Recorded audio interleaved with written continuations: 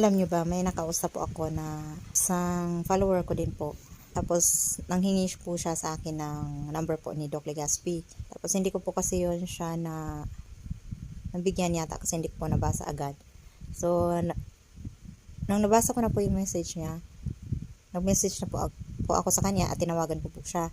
Yun nga, naikwento po niya sa akin na meron daw pong nagtitext sa kanya na nagpakilala na kamag-anak po ni Doc Legaspi. Tapos, nanghihingi daw po ng pambili ng cake kasi ibibigay daw kay Doc Legaspi. Para daw, mabilis daw po siyang makakuha ng appointment. O, diba? Tapos, ang sabi po ni ma'am, na nakausap po niya yung kamag-anak nga po ni Doc Legaspi, sinabi niya na, pwede bang kami na lang ang magdala ng cake? Tapos, tinawagan daw niya. Ayun, hindi na sumagot. Buti na lang talaga hindi nagpaloko si ma'am. Kaya maging maingat po tayo ha, huwag tayong basta-basta maniniwala na nagpapakilala na kamag-anak ni Doc, or baka mamaya magkunwari na naman na sekretary ni Doc, or ano pa man. Kasi sa panahon ngayon, ang mahirap na talaga kasi maraming manloloko ngayon.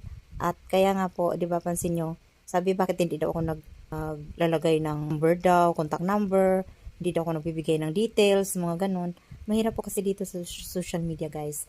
Kaya maging maingat po tayo. Hindi tayo pwedeng maglalapag lang dyan ng mga GCash number natin.